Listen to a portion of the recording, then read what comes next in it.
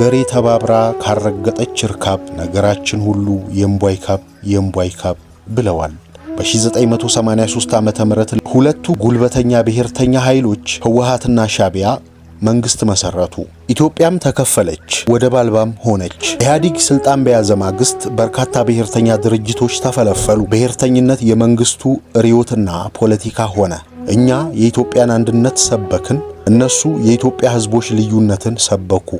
እኛ የኢትዮጵያ ህዝቦችን ከሚለያያቸው የሚያመሳስላቸው ይበልጣል አልን፣ እነሱ ከሚያመሳስላቸው የሚለያያቸው ይበልጣል አሉ። እኛ ሁሉንም የኢትዮጵያ ህዝቦች የሚያመሳስለውና አንድ የሚያደርገው የመደብ ትግል ነው አልን፣ እነሱ ሁሉም ብሔረሰቦች ለየራሳቸው ዘብ መቆም አለባቸው አሉ። የያ ትውልድ አባላትም በምዕራብ ሶማሌ ድርጅት በወያኔ ሓርነት ትግራይና በሻዕቢያ እጅ ወደቁ። ህብረ ብሔራዊው ኃይል ሲዳከም መድረኩ ለወታደራዊ መንግስትና ለብሔርተኛ ኃይሎች ተለቀቀ። ጉልበትና መሳሪያ የነበረው የበላይነት እየያዘ ሄደ። በዚህ ወቅትም ትግሉ መልኩን ቀይሮ ኢትዮጵያ የቀዝቃዛው ጦርነት አካል ሆና አሜሪካና የቀድሞ ሶቪየት ህብረት ጡንቻቸውን የሚፈትሹባት አውድማ ሆነች።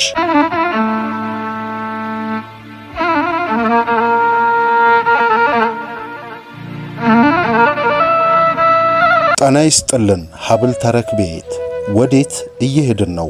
በክፍሉ ታደሰ ይህንን ጽሑፍ ልናጋራችሁ ወደድን። ቪዲዮውን እየተከታተላችሁ ያላችሁ ቤተሰቦች ቻናሉን ሰብስክራይብ በማድረግ እንድታበረቱን ስንል በአክብሮትና በፍቅር እየጠየቅን ነው። ስለምታደርጉልንም ሁሉ በማመስገን አብራችሁን ቆዩ።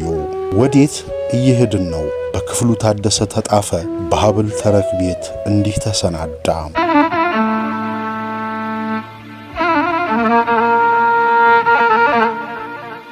ዛሬ የኢትዮጵያን ህልውና የሚፈታተኑ መኖሯን የማይሹ ከቻሉም የየራሳቸውን የጎጥ መንግስታት ለማቋቋም የሚፈልጉ ኃይሎች አጋጣሚው እስኪፈጠርላቸው እየጠበቁ ነው። በዘር የተደራጁ ኃይሎች አመቻ አጋጣሚን እየጠበቁ ናቸው። ዛሬ እነ አይሲስ እና መሰል ኃይሎች ምን እንዳዘጋጁልን አናውቅም። አርፈው እንደማይተኙ ግን የተረጋገጠ ነው።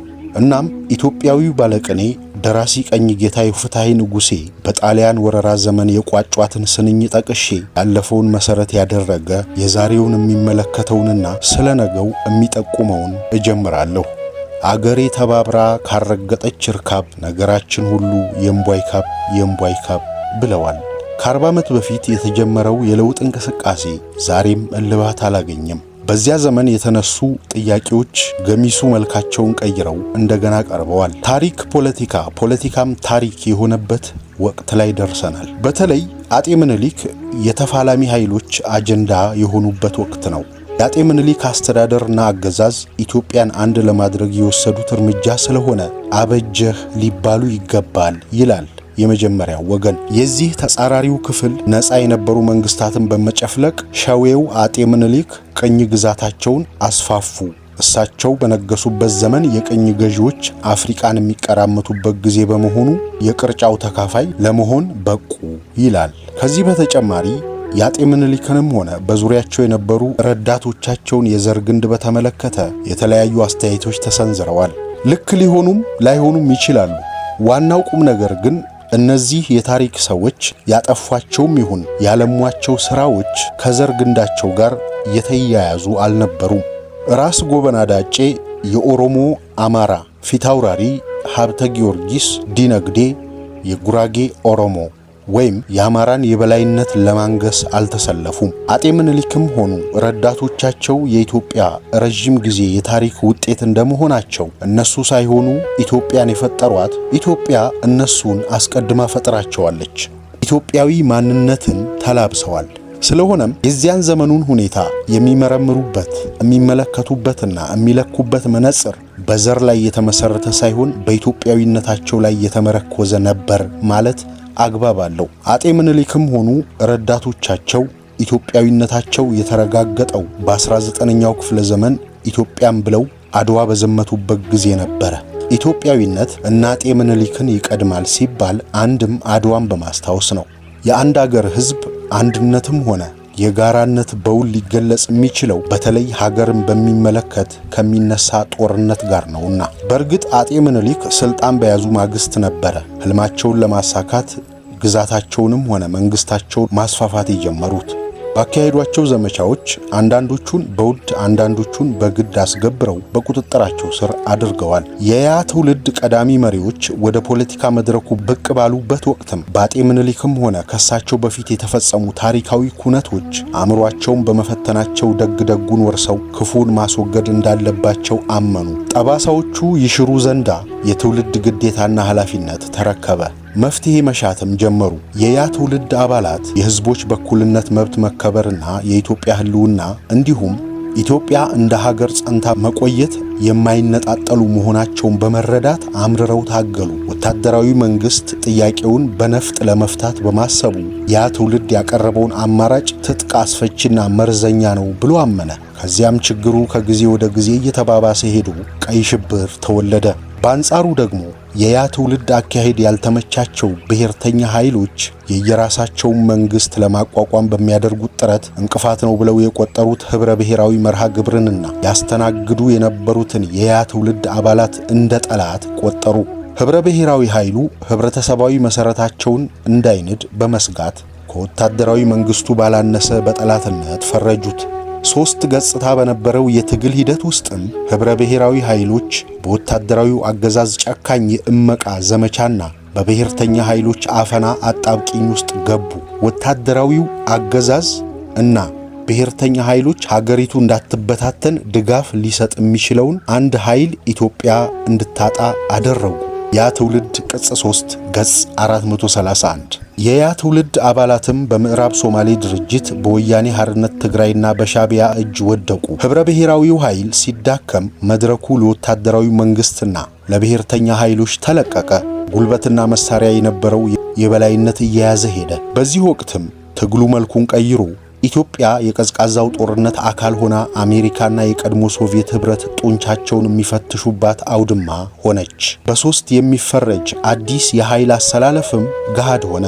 በዚህ አሰላለፍ መሰረት 1 ሶቪየት ህብረትና አጋር አገሮች እንዲሁም ደርግ በአንድ ወገን፣ 2 የምዕራቡ ዓለምና የቀድሞ የገዢ መደብ አባላት እንዲሁም ብሔርተኛ ኃይሎች በሌላ፣ 3 በነጻነት ይንቀሳቀሱ የነበሩና ከማንም ያልወገኑ ሶስተኛ ሆነው ተሰለፉ። በዚህ በሶስተኛው ስብስብ ስር በአጠቃላይ የያ ትውልድ አባላት ይገኛሉ። እንደ ኢሃፓ ከሁለቱም ኃይሎች ሳይወግኑ በነጻነት ትግላቸውን ለማካሄድ የወጠኑ ኃይሎች ድንጋይ ተሸክሞ ያቀበት ጉዞ ሆነባቸው። የምዕራቡ ኃይል መጀመሪያ ላይ የቀድሞ የገዢ መደብ አባላትን ደገፈ። እነዚህ ኃይሎች የሰንበሌጥ ምርኩዝ ሲሆኑበት በመጎልበት ላይ ወደ ነበሩት ብሔርተኛ ድርጅቶች ፊቱን አዙሮ ከሶማሌ መንግስት ጎን በመሰለፍ ኢትዮጵያን በሚቻለው ሁሉ ጎዳ። ይህ እርምጃም የምዕራቡ ኃይል የብሔርተኛ ኃይሎችን አጀንዳ ደግፎ መውጣቱና ኢትዮጵያዊነት አደጋ ላይ መውደቁን የሚጠቁም ሲሆን፣ በአንጻሩ ደግሞ የሶቪየት ህብረትና አጋሮቹ ኢትዮጵያን በመሳሪያ ኃይል አንድ ለማድረግ ቆርጦ ለተነሳው ደርግ ሙሉ ድጋፍ ሰጡ። ሁለቱም ያለ የሌለ መሳሪያ አራገፉ፣ ገንዘብ በገፍ ረጩ። የምዕራቡ እርዳታን በተመለከተ የህወሓት መሪ ከነበሩት አንዱ አቶ ገብሩ አስራት በቅርቡ ባሳተመው መጽሐፍ ምዕራባውያን በተለይ ከ1977 ዓ.ም ጀምሮ ስፍር ቁጥር የሌለው እርዳታ ለህወሓትና ለህዝቡ ለግሰዋል። የቁሳቁስና የገንዘብ እርዳታ የሚሰጡ ድርጅቶች እንዲሁም መንግስታት ቁጥራቸው እየጨመረ ሄዶ ነበር ሲል ያብራራል። ገብሩ አስራት ሉዓላዊነትና ዲሞክራሲ በኢትዮጵያ ገጽ 145። የሶቪየት ስትራቴጂ አንድ ወጥ ሲሆን የደርግ ጠላት ጠላታችን ነው ብለው በመቁጠር በሙሉ ኃይላቸው ከጎኑ ተሰለፉ። በአንጻሩ የአሜሪካ መንግስት አካሄድ መንታ ስትራቴጂ ላይ የተመሰረተ ነበረ። በአንድ በኩል በታዛዦቹ በሱዳን፣ ሳውዲ አረቢያና በሌሎች መንግስታት አማካኝነት የደርግ መንግስትን ለመገልበጥ ተቃዋሚዎችን ረዳ። በሌላ በኩል ደግሞ የኢትዮጵያ ጦር ምስጥ እንደበላው እንጨት ከውስጥ በራሱ እንዲገነደስ ለማድረግ ብዙ ጣረ። የ1981 ዓመተ ምህረት መፈንቅለ መንግስትን ልብ ይለዋል። የምዕራቡ ኃይል የበላይነት እየያዘ ሄደ።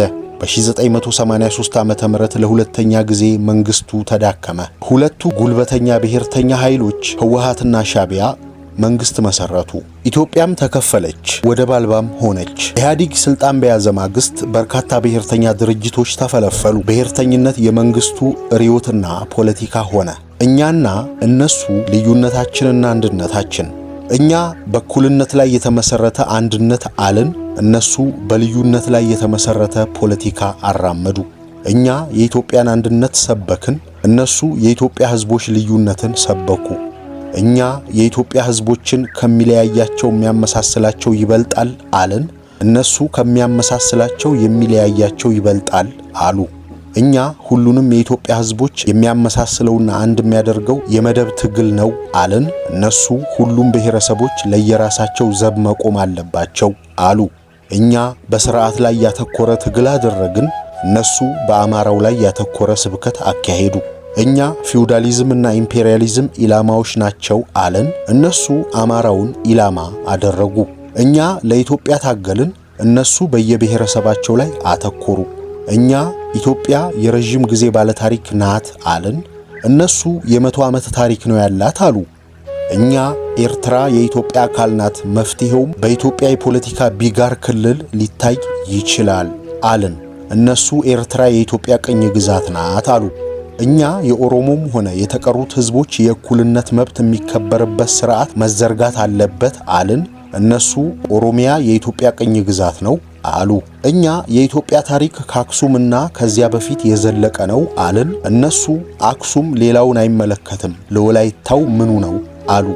እኛ ሁለቱ ሃይማኖቶቻችን ፊደላችን የኢትዮጵያ ኦፊሴላዊ ቋንቋ የሆነው አማርኛ፣ ሸማን የመሳሰሉ ባህላዊ አለባበሶቻችን፣ የተቀየጠው ኢትዮጵያዊ ገጽታችን፣ ጤፍን የመሰለው በየትኛውም ሀገር የማይበላው ምግባችን፣ የኢትዮጵያ መንፈሳዊም ሆነ ዘመናዊ ያሬዳዊ ሙዚቃዎችና የመሳሰሉት መሰረታቸው አክሱም ነው። የኢትዮጵያ ማንነት ተለይቶ ማህተም የተደረገበት ከአክሱም ጊዜ ጀምሮ ነው አልን፣ እነሱ ኢትዮጵያ አጤ ምኒልክ በጉልበት ጠፍጥፈው የፈጠሯት ሀገር ናት አሉ። እኛ የኢትዮጵያ ታሪክም ሆነ የዓለም ታሪክ በዲሞክራሲ አልተገነባም፣ አማራው ከትግራዋይ፣ ኦሮሞ ከሲዳማ፣ ሲዳማው ከአማራው፣ ክርስቲያን ከሙስሊም ወዘተ ሲስማማ ሲዋጋ መልሶም ሲስማማ ሲገዛ ሲገዛ ሲወር ሲወረር ሲያጠፋ ሲጠፋ የዘለቀ ታሪክ ነው እንላለን፣ እነሱ ታሪካችን በአጤ ምኒልክ ጭፍጨፋ ይጀምራሉ ይላሉ። እኛ ኢትዮጵያን በብሔረሰብ ሳንለያይ አርሶ አደሮችና ላብ አደሮች ይቀድማሉ አለን፣ እነሱ የተመረጠ ብሔረሰብ ይቅደም ይላሉ። እኛ ፍትሃዊ የሀብት ሽግሽግ ይደረግ አለን፣ እነሱ ሀብት በተመረጡ ብሔርተኛ ልሂቃን እጅ እንዲገባ አደረጉ። እኛ ኢትዮጵያ አጤ ምኒልክን ፈጠረች አለን፣ እነሱ አጤ ምኒልክ ኢትዮጵያን ፈጠሩ አሉ። እኛ አጤ ምኒልክ ሲወርድ ሲዋረድ የመጣውን ስርዓት ታሪክ ተከትለው የነበረውን በሰላም አሻፈረኝ ያለውን በጉልበት ገዙ አለን፣ እነሱ በተለይ ክፉ ታሪክ በአጤ ምኒልክ ዘመን ተጀመረ አሉ። እኛ አጤ ምኒልክ የክፉ ታሪካችን ተቋዳሽ ቢሆኑም የአድዋ ባለቤትና የነጻነት ቀንዲላችን ናቸው አለን፣ እነሱ አጤ ምኒልክ ከፊል ግዛታቸውን ለቅኝ ገዢዎች አሳልፈው የሰጡ የቅኝ ገዢዎች አጋር ናቸው ይላሉ። ባለፉት 25 ዓመታት ባለሀብቶች ትላልቅና ዘመናዊ ህንፃዎች ገንብተዋል። በርካታ መንገዶችም ተዘርግተዋል። የትምህርት ይዞታው እጅግ ቢዳከምም በርካታ ትምህርት ቤቶች ተከፍተዋል። ብዙ የጤና ጣቢያዎች ተቋቁመው በወሊድና በመሳሰለው ሊመጣ የሚችለውን በሽታ በመጠኑ ሊቀርፍ ችሏል። የቤት ችግርን በመጠኑም ቢሆን ለማስወገድ እየተሞከረ ነው። በውጭ እርዳታና በምሁራን ትብብር ጭምር በካታራክትና ሌሎች በሽታዎች ይጠቁ የነበሩ ዜጎች እርዳታ አግኝተዋል። ይሁንና በኢትዮጵያ ውስጥ የለውጥ ሂደት ከጀመረ 40 ዓመት ቢያስቆጥርም አርቲስት ቴዲ አፍሮ እንዳለው በ17 መርፌ በጠቀመው ቁምጣ ለለውጥ ያጎፈረው ዙፋን ላይ ሲወጣ እንዳምናው ባለቀን ሌላውን ከተካ አዲስ ንጉሥ እንጂ ለውጥ መቼ መጣ እንላለን። ዛሬም 87 በመቶ የሚሆኑ ኢትዮጵያውያን በኑሮ ጠርዝ ላይ ዲፕሪቬሽን እንደሚገኙ መልታይ ዳይሜንሽናል ፖቨርቲ ኢንዴክስ የተባለው የዓለም ባንክ ድርጅት ይገልጻል። ዩኤንዲፒ የተባለ የተባበሩት መንግስታት ድርጅት አካል ከድህነት ጠርዝ በታች የሚገኙ ኢትዮጵያውያን ቁጥር ከ25 ሚሊዮን በላይ እንደሆነ ያሳያል። በዩኒሴፍ መሰረት 5 ሚሊዮን አጓለ ምዑታን ይገኛሉ። ዛሬ የዕቃዎች ዋጋ አይቀመስም። ሰራተኞች ከወር መድረስ የሚችሉት በተአምር ነው ማለት ይቻላል። ብሩ መቅኖውን እያጣ ሄዷል። ድህነቱ እየከፋ በመሄዱ ጥቂቶች ከሚገባው በላይ ሀብታም ሆነዋል። በሚሊዮናት የሚቆጠሩ ብዙሃን ደግሞ ደህይተዋል። ዛሬ ከድህነት ጠርዝ በታች በሚገኘው ዜጋና ትንሽም ብትሆን ሰርቶ በሚያድረው መሃል ያለው ልዩነት ጠቧል። ሁለቱም ወገኖች ተርበዋል፣ ታርዘዋል። ሁለቱም መናጢ ድሃ ሆነዋል። ድህነት ክፉ ነው፣ ያጨካክናል። በእርግጥ ጥቂቱ ደግሞ እጅግ ከብረዋል። በተለይ ነጋዴዎች። የንግድ ስርዓቱ የተዛባና ፍትሃዊ ባለመሆኑ ሁሉም ነጋዴ አይደለም የከበረው ወይም የሚከብረው። ከገዢው ፓርቲ አባላትና ከመንግስት ጋር የተቆራኘው ነው በልቶ እያበላ ስኳር ልሶ እያላሰና መንግስታዊ መዋቅሩን እያነቀዘ በአቋራጭ የሚከብረው። ሃይባይ በሌለበት ሁኔታ ሙስናው ሰፍቷል። ትላልቅ የመንግስትና የገዢው ፓርቲ አባላት ሳይቀሩ በሙስና በመዘፈቃቸው ወህኒ ወርደዋል። ዛሬ ኢትዮጵያም ሆነች ሌሎች የአፍሪካ አገሮች የሩቅ ምስራቅ በተለይም የቻይና የሸቀጥ ማራገፊያ ሆነዋል። ሀገር በቀል ኢንዱስትሪዎች በርካሽ የሚገቡ ዕቃዎች ዋጋን መወዳደር ስለማይችሉ ይከስራሉ። ጥገኝነትም እየሰፋና እየከፋ በመሄድ ላይ ነው። የቤት ኪራይም የሚቀመስ አልሆነ። አብዮታዊ ዲሞክራሲም ተባለ ዲቨሎፕመንታል ዲሞክራሲ የሲኦል በሩ ብርግድ ብሎ ተከፍቶ ዜጎች እየተንደረደሩ እየገቡበት ናቸው። አርሶ አደሩ የመሬት ተጠቃሚ ቢደረግም ዛሬ ኑሮው ከፍቷል። 40 ዓመት በላይ የያዛት መሬት ለልጅና ለልጅ ልጅ ተሸንሽና ተመናምናለች። በማዳበሪያ ስም ዕዳ ተሸካሚ ሆኗል። በዲቨሎፕመንታል ዲሞክራሲ ስም የሚፈናቀሉት ቁጥርም በርካታ ነው። የእምነት መብት ሊከበር ይገባል። ስለዚህ ጉዳይ ድሮ ተናግረናል። ይሁንና የኢህአዴግ መንግስት የሁለቱ ታላላቅ ሃይማኖት ተከታዮችን አስከፍቷል። በአንጻሩ ደግሞ ከሁሉም ወገን አክራሪዎች እየተፈጠሩ ነው። ከጥቂት ዓመታት በፊት ወደ ሻሸመኔ በመጓዝ ላይ ሳለን ጥቅም ላይ ያልዋሉና ሳር የበቀለባቸው በርካታ መስጊዶች ተመለከትን። በአካባቢዎቹ ብዙ ነዋሪዎችም አላየንም። ቢኖሩም እነዚያን የመሳሰሉ ዘመናዊ መስጊዶች ለማሰራት አቅም አላቸው ብሎ መገመት ይከብዳል። እነዚያ መስጊዶች ዛሬ ጥቅም ላይ ውለው እንደው አላውቅ፣ ግን በርካታ ወጣት ሙስሊሞች ዋሃብይዝም የተባለ ጽንፈኛ እምነት ተከታይ ሆነዋል። በእርግጥ እምነት ነው። ሰው የፈለገውን የማመን መብቱ ሊከበር ይገባል። ጉዳዩ አሳሳቢ የሚሆነው በእምነት ስም የሌላ ሃይማኖት ተከታዮች ላይ ጥቃት ሲደረግ ነው። ይህ ዝንባሌና አካሄድ በዓለም ዙሪያ በስቶና ተባስቶ ዛሬ እና አይኤስአይኤስን የመሳሰሉ ትላንት ያልነበሩ ጉልበተኞች በቅለዋል። ኢራቅ፣ ሊቢያ፣ የመንና ሶሪያ እየወደሙ ነው።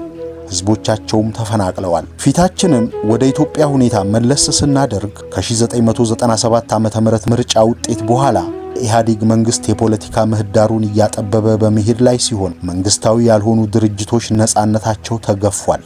ከምርጫው በፊት አንጻራዊ ነጻነት ኖሮት ይንቀሳቀስ የነበረው ሚዲያ እስከናካቴው በመዘጋት ላይ ነው። የፖለቲካ ድርጅቶች ላይ የሚደርሰው ወከባና እንግልት ቀላል አይደለም። የገጠርም ሆነ የከተማው ህዝብ 1:5 በሚለው አሰራር መሰረት እንዲሰናሰል ተደርጎ የመንግስት ጆሮ በሁሉም ቤት ለመግባት ሞክሯል። ኢህአዴግ የሚከተለው የፖለቲካ አካሄድ ምን ሊያስከትል እንደሚችል በሶስት ከፍሎ ማየት ይቻላል። አቅጣጫ ወይም ሴናሪዮ 1 የኢህአዴግ ዲቨሎፕመንታል ዲሞክራሲ ስራ ላይ ውሎ ሀገሪቱ በኢኮኖሚ ትበልጽግና እንደተተለመው በ2025 ሰፊ መካከለኛ መደብ ተፈጥሮ ኢኮኖሚውን ሊሸከም ይችላል። ዲቨሎፕመንታል ዲሞክራሲ የካፒታሊዝም ሌላ መጠሪያ ሲሆን በመንግስት ከፍተኛ ተሳትፎ ሊፈጠር የሚችል ካፒታሊዝም ነው።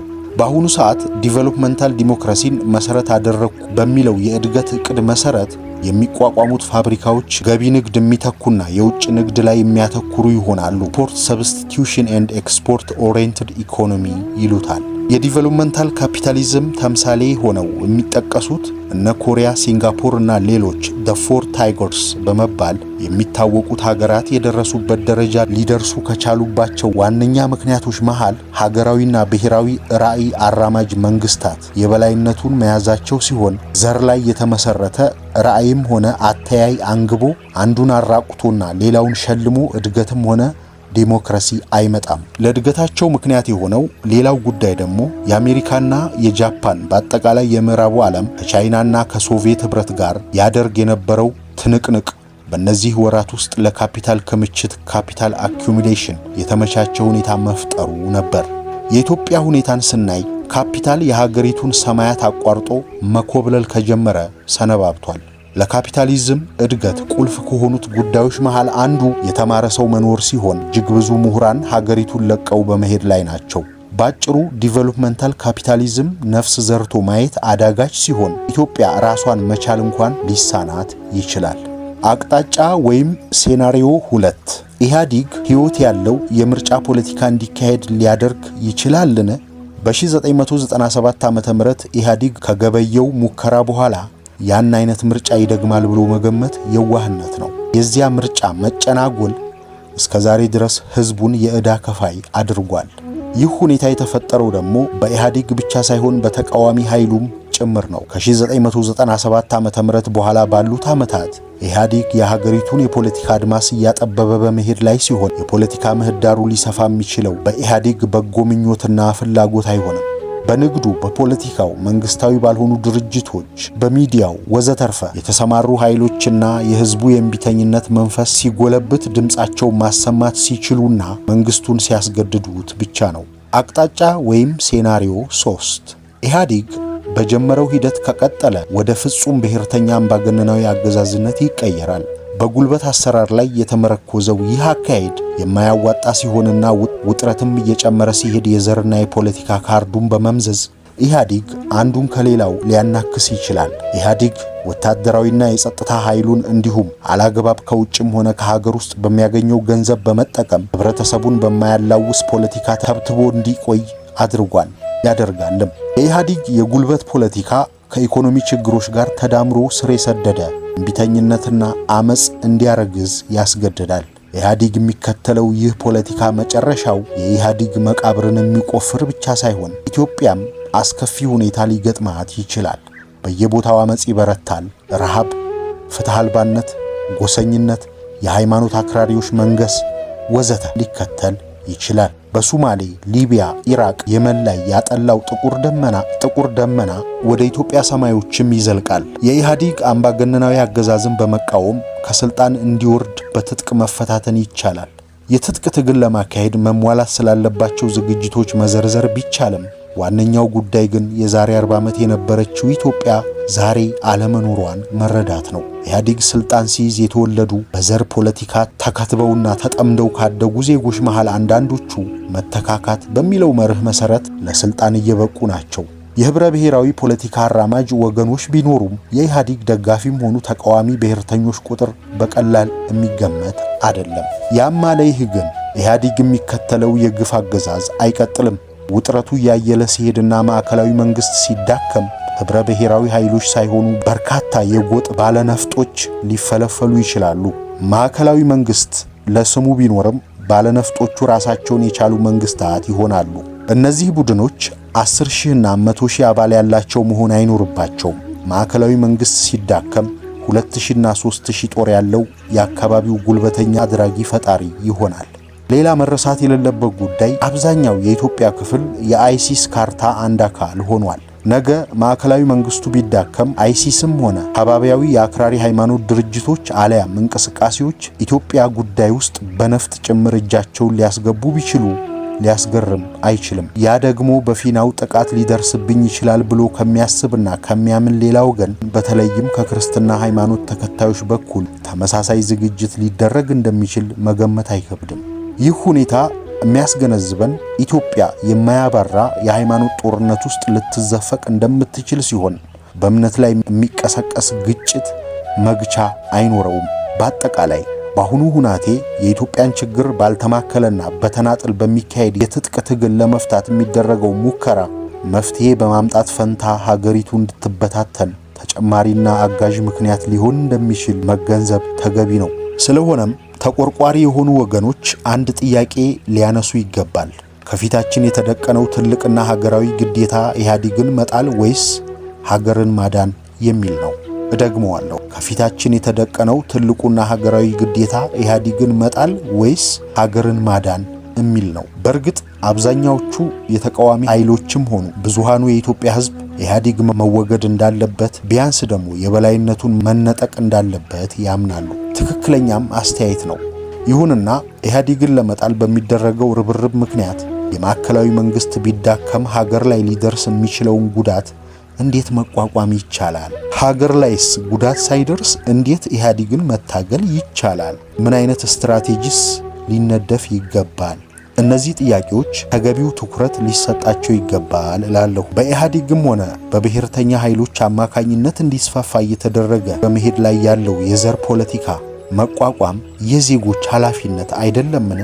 ዛሬ በብዙ ሺህ የሚቆጠሩ የአማርኛ ተናጋሪዎች ከቀያቸው እንዲፈናቀሉና እንዲዋረዱ እየተደረገ ነው። ከኑግ የተገኘ ሰሊጥ አብረህ ተወቀጥ ሆነና ህወሓት በሚያራምደው ፖለቲካ ምክንያት ጸረ ትግራይ ስሜት እያደገ ሄዷል። እነዚህና የመሳሰሉ አካሄዶች በህዝቦች መሃል ጥላቻው እየከረረ እንዲሄድ የሚያደርጉ ሲሆን ከ40 ዓመታት በፊት የብሔረሰቦች መብት ይከበር ብለን እንደተነሳነው ሁሉ በኢህአዴግ የዘር ፖለቲካ ሳቢያ ዛሬ መብታቸውን ለተነፈጉ ዜጎችና የህብረተሰብ ክፍሎች መብት መቆም አግባብነት የለውምን?